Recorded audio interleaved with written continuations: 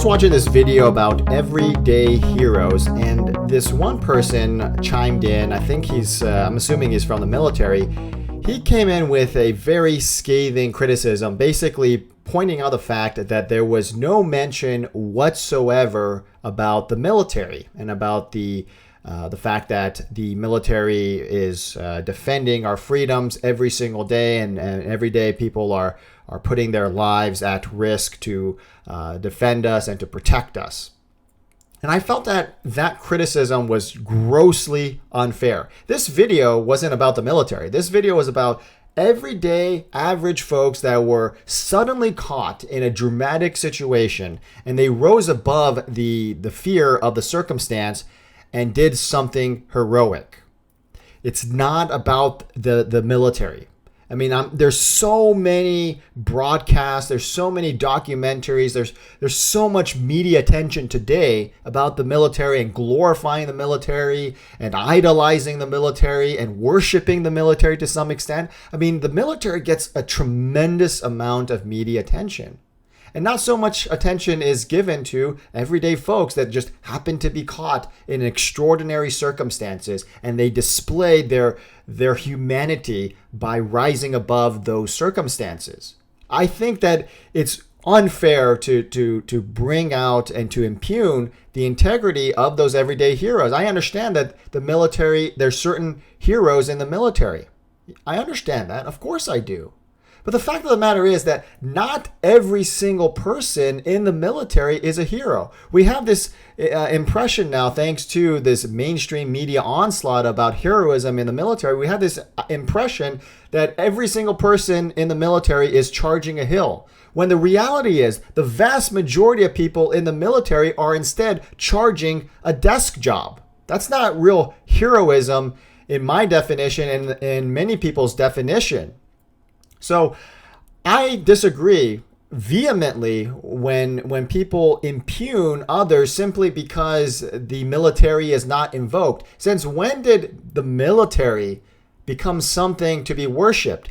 I understand why we are at this point, because in the Vietnam War era, there were many protests, violent protests against the military, and returning veterans who had served their country were coming back with people spitting on them and yelling vulgarities. And I have to say that was absolutely wrong. That was absolutely wrong to treat American veterans in that manner. But you also have to understand that it's wrong to impose hegemonically the idea that we must worship and bow down before the military-industrial complex, because not every single person, like I said before, is a hero.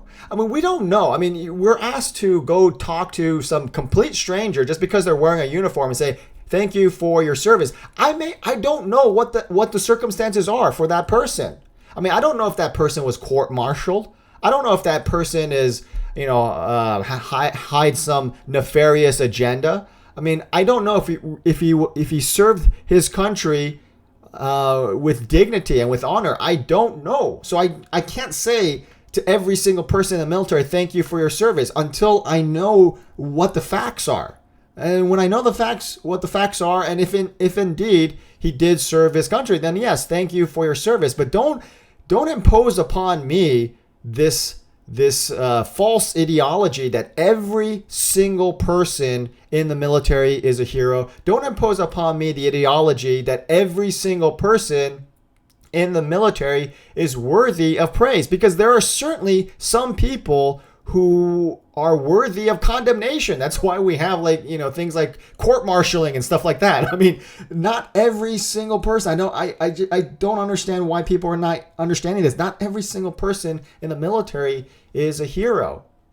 And it cuts both ways. I mean, if we're going to thank people for their service, then we need to thank the U.S. Postal Office.